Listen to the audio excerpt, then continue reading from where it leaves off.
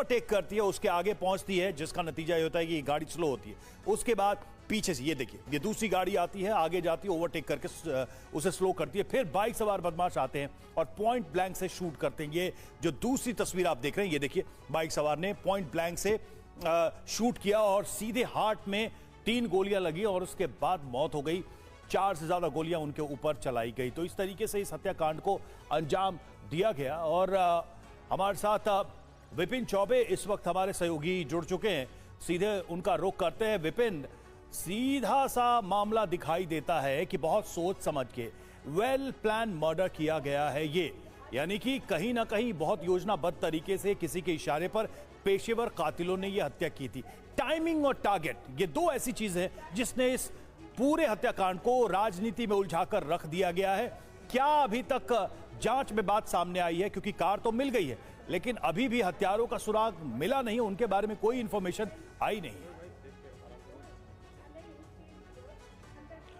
देखिए, पुलिस के सामने सबसे बड़ा चैलेंज यही है, क्योंकि ये completely cold blooded and well planned murder है। और हम जिस इलाके में खड़े हैं, ये मध्यम ग्राम का वो इलाका है जहां पर इस हत्याकांड को अंजाम दिया गया है। और इस वक्त आप देखेंगे बहुत बड़ी संख्या में मीडिया कर्मियों का जमावड़ा, और ये वो प्रेमाइसिस और पैसेज है जहां पे आप देखेंगे फिलहाल इसको इस क्राइम सीन को पूरी तरह से दोनों तरफ से ब्लॉक करके रखा गया है।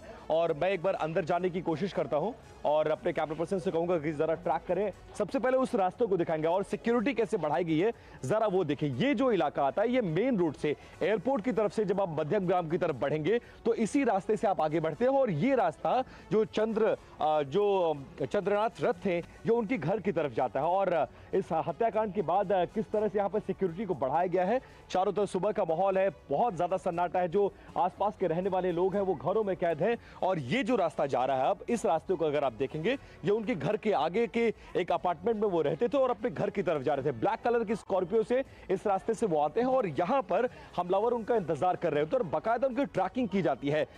इस हत्याकांड में 2 गाड़ियों का इस्तेमाल किया गया है, एक कार और एक बाइक का इस्तेमाल किया गया है। और उनकी गाड़ी को ट्रैक किया जाता है, उनको रोकने की कोशिश की जाती है। जब गाड़ी की स्पीड कम होती है तो गोलियां चलाई जाती है। ग्लॉक पिस्टल के इस्तेमाल होने का शक बताया जा रहा है। लगभग 5 गोलियां मारी गई हैं। और उसके बाद इसी जगह पर मैं आपको दिखाने की कोशिश करूंगा, यहां पर थोड़ा आगे बढ़ेंगे और मेरे कैमरा पर्सन आप उधर रह के दिखाइएगा, क्योंकि हमें यहां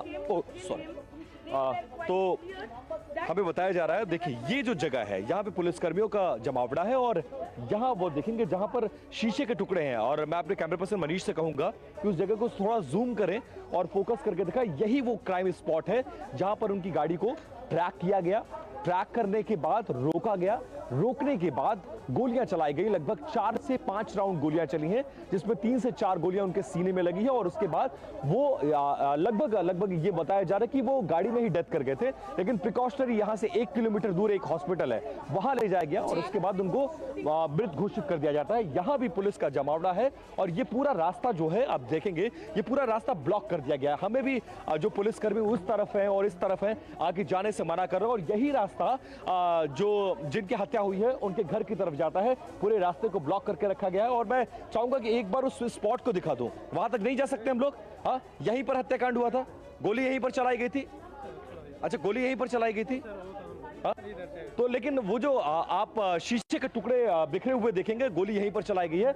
मीडिया कर्मियों का भारी जमावड़ा है, पुलिस की सुरक्षा का इंतजाम। और चैलेंज सबसे बड़ा पुलिस के लिए यह है कि हमलावरों को ढूंढना। गाड़ी वो छोड़कर, अपनी कार छोड़कर भागे हैं, उसको बरामद किया गया। गाड़ी पर फेक नंबर प्लेट लगाया गया था और पेंट करके रखा गया था। जिस नंबर प्लेट का इस्तेमाल किया गया है वो दार्जिलिंग में एक दूसरी गाड़ी का था। उसके मालिक से बात की गई है, उसकी गाड़ी को बरामद किया गया है। और सबसे बड़ी बात यह है कि जो चैलेंज है वो दोनों हमलावर और इसके अलावा उस बाइक को बरामद करना जिसका इस्तेमाल इस घटना में किया गया। इसके अलावा देखिए, कुछ बड़े पुलिस ऑफिशियल्स मैं आपको दिखाना चाहूंगा कि इस वक्त देखिए, अब बड़े पुलिस ऑफिशियल्स जो हैं वो मौके पर पहुंच रहे हैं और लगातार कॉम्बिंग की जा रही है। टास्क एक बहुत बड़ा है, बहुत बड़ा चैलेंज है कोलकाता पुलिस के सामने, क्योंकि बंगाल में हिंसा कोई बहुत बड़ी बात नहीं है कि बंगाल में हिंसा का जो इतिहास है वो लगभग कई दशक पुराना है, लेकिन जिस तरह की हिंसा इस बार हो रही है, पूरा चुनाव शांतिपूर्वक हुआ और इसको लेकर बाकायदा इलेक्शन कमीशन ऑफ इंडिया और देश के तमाम जो पॉलिटिशियंस हैं वो अप्रिशिएट करते नजर आए कि पहली बार ऐसा हुआ कि जब बंगाल में कोई हिंसा नहीं हुई है। लेकिन चुनाव परिणाम के बाद इस तरह की हिंसा जो हुई है उसको लेकर अब बहुत ज्यादा गुस्सा है लोगों में, अस्पतालों में गुस्सा है, उनके घर पे लोगों को गुस्सा, और बड़े अधिकारी इस वक्त देखेंगे कई गाड़ियों से यहां पर आ रहे हैं और थोड़ा आगे तक चलने की कोशिश करेंगे। अपने कैमरा पर्सन से कहेंगे थोड़ा आगे तक आए, और यहां पर कितनी बड़ी संख्या में पुलिस कर्मियों की तैनाती है और किसी भी सिविलियन को देखिए यहां पर आने नहीं दिया जा रहा है। ये पूरा रास्ता ब्लॉक करके रखा गया, प्रेस और पुलिस के अलावा कोई यहां पर नहीं आ सकता है। और यहां पर आप देखेंगे तो सेंट्रल फोर्सेस को भी तैनात किया गया है, पुलिस फोर्सेस यहां पर तैनात है और इस पूरे इलाके को ब्लॉक करके रखा गया। अब देखिए अब कुछ बड़े पुलिस ऑफिशियल्स आए हैं, 2 गाड़ियों में स्कॉर्पियो में आए हैं, और इसके अलावा मीडिया कर्मियों का, लोकल जो मीडिया कर्मी हैं उनका बहुत बड़ी संख्या में जमाव रहा, और रात से ये लोग यहां पर हैं। और अब जो बड़े पुलिस ऑफिशियल्स आए हैं वो क्या इन्वेस्टिगेशन करते हैं, इन्वेस्टिगेशन की लाइन क्या होती है, इन्वेस्टिगेशन कहां तक पहुंची है, और सबसे बड़ा सवाल जो शुभेंदु अधिकारी बीजेपी के कार्यकर्ता और नेता हैं वो यही बात पूछ रहे हैं कि आखिरकार वो गिरफ्तार कब होंगे। मोटिव और इंटेंशन की बात हो रही है, सबसे बड़ी बात कि मोटिव और इंटेंशन उनका क्या था।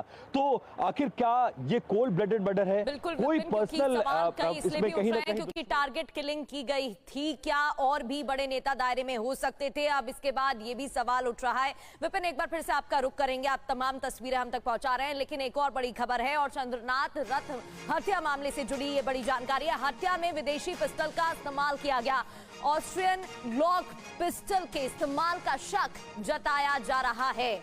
हत्या में विदेशी पिस्टल का इस्तेमाल, देखिए कितनी प्लानिंग के साथ पूरी वारदात को अंजाम दिया गया। जिस कार का इस्तेमाल किया गया उसमें फेक नंबर प्लेट लगी हुई है, और वो कार, उस कार को छोड़कर भी हमलावर फरार हुए, क्योंकि वो जानते थे फेक नंबर प्लेट वाली कार का इस्तेमाल किया गया है। कई बाइक पर सवार हमलावर भी थे, प्लानिंग के साथ टीमों में बंटकर आए थे और फिर फायरिंग की गई, करीब से अंधाधुंध फायरिंग की गई।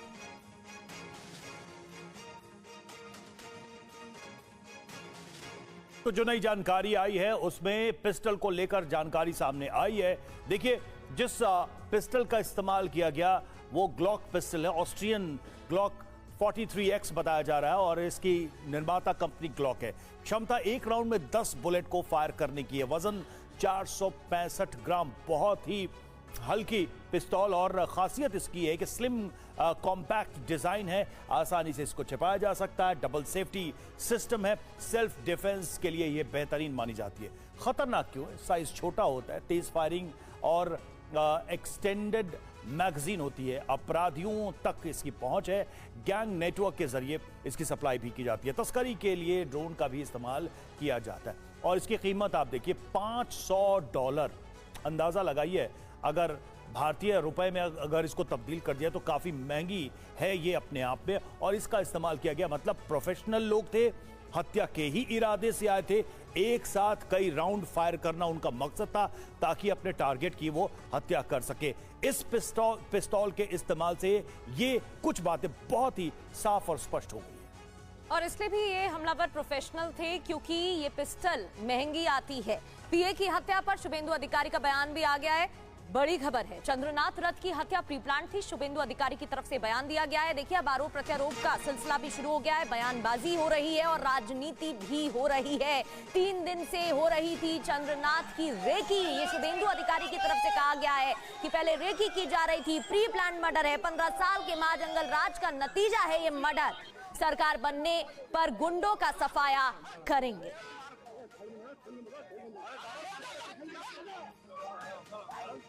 ये प्री प्लान मर्डर है, ये हम लोग का बात नहीं है, पुलिस का डीजीपी का बात है। 2-3 दिन रेकी करके full pre plan murder, police ने इन्वेस्टिगेशन चालू किया। 8 का सीनियर पुलिस ऑफिसर लोग आया, हम लोग बहुत पेनफुल हार्ट में ये जो मर्मांतिक हादसा हुआ इसका निंदा करने का कोई आज आप लोग का पास दिल्ली से हमारी गृह मंत्री से लेकर राष्ट्रीय अध्यक्ष से लेकर संसद जी से लेकर सबने जानकारी लिया है। केंद्रीय मंत्री डॉक्टर सुकांत मुजुमदार, उन्होंने 4 घंटे तक पूरा जो इंसिडेंट हुआ फैमिली का साथ, पुलिस का साथ बात किया है। पार्टी की ओर से ऑनरेबल एमपी पार्टी का विशेष ज्योतिर्मय सिंह महातो जी और कम से कम 20 चुने हुए विधायक सब अपने अपने क्षेत्र छोड़कर ये जो हुआ है इसके लिए परिवार का साथ और हमारी वार्कर का साथ रहने के लिए आया है। हम लोग इंतजार करेगा। पुलिस ने कुछ ना कुछ क्लू को मिला है। शुभेंदु अधिकारी को आप सुन रहे थे। प्री प्लान मर्डर उनकी तरफ से बताया गया है और जांच होगी ये भी कहा गया है। हमारे साथ मेहमान जुड़ गए हैं। निखिल प्रसून प्रवक्ता हैं बंगाल बीजेपी, भास्कर सिन्हा रॉय टीएमसी समर्थक हैं, वो भी हमें ज्वाइन कर चुके हैं और लगातार हमारे संवाददाता भी हमारे साथ बने हुए हैं, एक एक तस्वीर आप तक दिखा रहे हैं, पहुंचा रहे हैं। निखिल प्रसून जी, सबसे पहली बात तो ये है कि टीएमसी कह रही है कि सीबीआई जांच होनी चाहिए और दूसरी बड़ी बात, बीजेपी की जीत के बाद देखा गया खुशी मनाते हुए लोग नजर आए थे सड़कों पर, भय मुक्त एनवायरनमेंट हो, माहौल हो, ऐसा बीजेपी की तरफ से कहा जा रहा था कि अब वैसी ही तस्वीरें देखने को मिलेगी। क्या एक संदेश देने की कोशिश की गई है कि ऐसा नहीं होने वाला है, लोगों में डर बना रहे, भय रहे, इस वजह से इस वारदात को अंजाम दिया गया? सबसे पहले तो मैं इस घटना की घोर भर्त्सना करता हूं, निंदा करता हूं।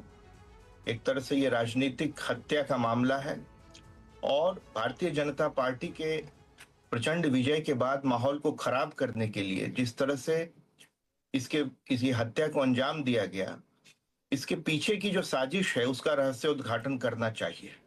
जो किलर्स थे, ऐसा लगता है कि वो प्रोफेशनल किलर्स थे। जिस तरह से वो विदेशी उन्होंने पिस्टल का इस्तेमाल किया, जिस तरह से एक कार ने जाकर के पहले गाड़ी की रफ्तार को कम किया, उसके बाद जो मोटरसाइकिल पर सवार बदमाशों ने जिस तरह से पॉइंट ब्लैंक रेंज से हत्या की, उससे लगता है ये प्रोफेशनल किलर्स का काम है।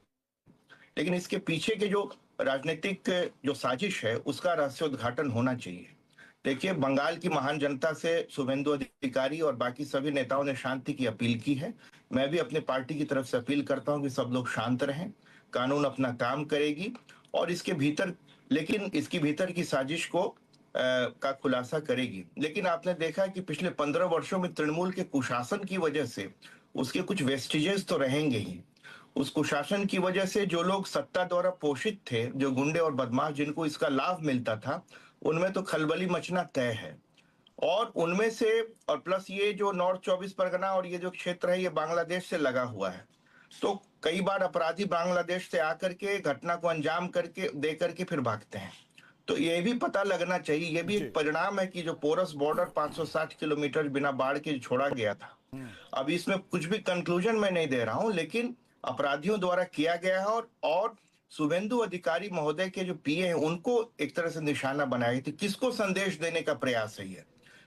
किसको संदेश देने का प्रयास है? किसको धमकाने का प्रयास है?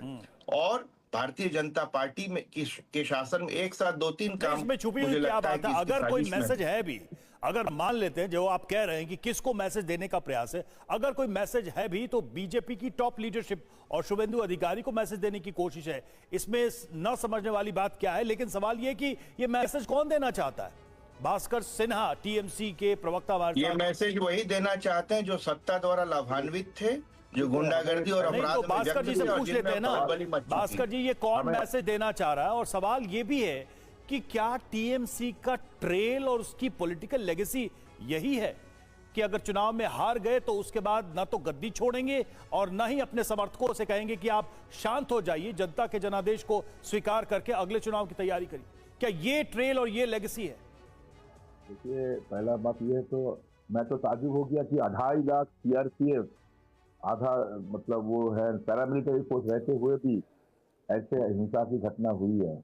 और मैं ये कह सकता हूं कि प्रसून जी इतना कुछ जानते हैं, तो जब जांच होगा, जांच में प्रसून जी को भी शामिल किया जाए कि प्रसून जी भी बहुत कुछ बोल सकते हैं, बता सकते हैं, कि उनके पास सब कुछ जानते हैं कि क्यों हुआ, कैसे हुआ, कौन किया है। जैसे आप लोग भी जानते हैं, प्रसून जी भी जानते हैं, हम भी चाहते हैं कि जांच हो और जांच में आपको भी शामिल किया जाए, क्योंकि हम तो जानते नहीं है इतना कुछ जो बोल रहे हैं कि बांग्लादेशी है, ये है, तृणमूल किया है, उन्होंने ये कर संदेश देना नहीं, चाहता आरोप है। लगाया जा रहा है ना। देखिए बीजेपी के कई बड़े नेताओं ने, मैं आपको बता रहा हूं कि बीजेपी के एक बड़े नेता ने तो ये तक कह दिया कि अभिषेक बैनर्जी ये सब करवा रहे हैं। सुनिए, अगर उनको भी जान, मतलब अगर कोई कह रहा है, वो कह रहा है कि अभिषेक बैनर्जी इसमें है, तो उसको भी जांच में शामिल किया जाए, जो इतना कुछ जानते हैं। हमने क्या कहा, हमने कहा कि सीबीआई जांच होना चाहिए, देश के सबसे बड़ी जो इन्वेस्टिगेटिव एजेंसी सीबीआई जांच होना चाहिए, और जांच में जो जो लोग बोल रहे हैं कि इसमें अभिषेक बैनर्जी है। अच्छा चलिए एक काम करते हैं, मैं लौट लूंगा, आप बात पूरी करिएगा, मैं कुछ बयान सुनवा देता हूं पहले। नहीं, आपको मैं बयान सुनाता, आपको आसानी होगी ना, आपको सुविधा होगी कि भाई बीजेपी के बड़े नेता क्या आरोप लगा रहे हैं टीएमसी पे, फिर आप अपनी बात भी पूरी कर लीजिए। ये सुनते हैं। दुखद घटना है, police is investigating the matter. आप धैर्य रखिए, कार्यकर्ता को हमने बोला कि धैर्य रखिए और पुलिस पूरा व्यवस्था लेगी। डीजी साहब आए थे खुद, और डीजी पुलिस ने जो बताया, इन्वेस्टिगेशन बहुत दूर तक गया है, किसी को बख्शा नहीं जाएगा। लीगली जो प्रोसीड्योर है सबको कानून के दायरे में लाया जाएगा, एक भी नहीं बचेंगे। 5 गोलियां लगी ऐसी पता चला है, अभी पोस्टमार्टम होने दीजिए, उसके बाद पता चलेगा। हमारे मुख्यमंत्री जी को शपथ लेने दीजिए, उसके बाद हमारी पार्टी की सरकार बनने दीजिए, सब ठीक हो जाएगा। थोड़ा टाइम लगेगा, सब ठीक हो जाएगा। देखिए भाई, अभिषेक बनर्जी ने हत्या करवाई है, अभिषेक बनर्जी ने हत्या करवाई है, और वो एक मैसेज देना चाहता है कि हम सरकार में भले ना हो, लेकिन हम तुम्हारे ऊपर भारी हैं। लेकिन वो मूर्ख है, वो हम लोग पर भारी नहीं, इसका जवाब मिलेगा। तो भास्कर जी, एक तो सुकांतो मजूमदार की का बयान और दूसरा हमने अर्जुन सिंह का बयान सुना, अब बताइए क्या कहना आपका। देखिए, अर्जुन सिंह को जब मालूम है कि अभिषेक बैनर्जी इसमें है, तो मैं कहता हूँ कि जांच तो होगा ही। ये जो सुकांतो मजूमदार जी कह दिए कि जांच होगा, किसी को बख्शा नहीं जाएगा। लेकिन हम चाहते हैं कि इस जांच में जरूर ये बयान भी रिकॉर्ड किया जाए जो अर्जुन सिंह जी ने बोल रहे हैं। जरूर उनके पास कोई सबूत है, तभी ना कह रहे हैं। तो अगर अभिषेक बैनर्जी इसमें शामिल है तो उसको भी पकड़िए, जांच कीजिए। हम लोग कब नहीं कहा, हम लोग तो सीबीआई जांच मांगे हैं, लेकिन उन्होंने बोला कि हमारा पुलिस इसी सीबीआई पे तो आपको भरोसा नहीं है।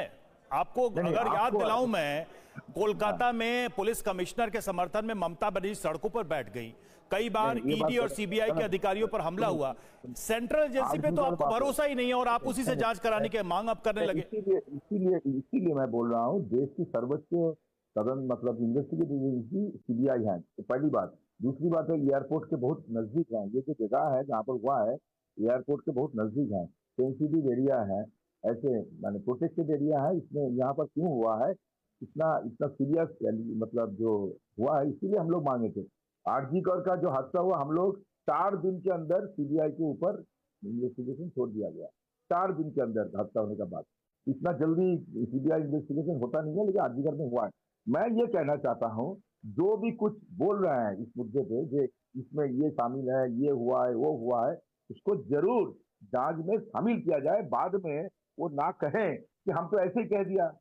अगर कोई इतना बड़ा हत्या होने का बाद, मतलब गोली मार के दिन दहाड़े हत्या होने का बाद अगर कोई कुछ कहे, तो इसमें जरूर मतलब इनलाइट कर रहे हैं ना। जांच तो हो ही रही है, और डीजीपी की तरफ से भी ये बयान सामने आया है कि जल्द ही हमलावरों को पकड़ा जाएगा, ये भरोसा दिलाया गया है। एक बार फिर से लौटेंगे आपके पास, लेकिन बड़ा अपडेट ये है कि 5 राउंड फायरिंग की गई और करीब से गोली मारी गई थी, इस बारे में जानकारी मिल रही है। पॉइंट ब्लैंक से चंद्रनाथ को गोली मारी गई। स्कॉर्पियो की अगली सीट पर चंद्रनाथ बैठे थे। एक गोली ड्राइवर को भी लगी, जो गंभीर हालत में अस्पताल में भर्ती है। तो पहले रेकी की गई, इस तरीके के तमाम आरोप लगाए गए, दावे किए गए हैं बीजेपी के नेताओं की तरफ से भी, कार्यकर्ताओं की तरफ से भी। और स्कॉर्पियो की अगली सीट पर बैठे हुए थे रथ, जिनको गोली मारी गई है। विपिन, हमारे सहयोगी लगातार हमारे साथ बने हुए हैं, उनका रुख कर लेते हैं। विपिन, ड्राइवर को लेकर कोई जानकारी मिली है क्या? क्योंकि एक गोली उनको भी लगी और गंभीर हालत में अस्पताल में भर्ती है वो, उनकी तरफ से कोई बयान सामने आया है क्या कि उस दौरान हुआ क्या था, किस तरीके से वारदात को अंजाम दिया गया?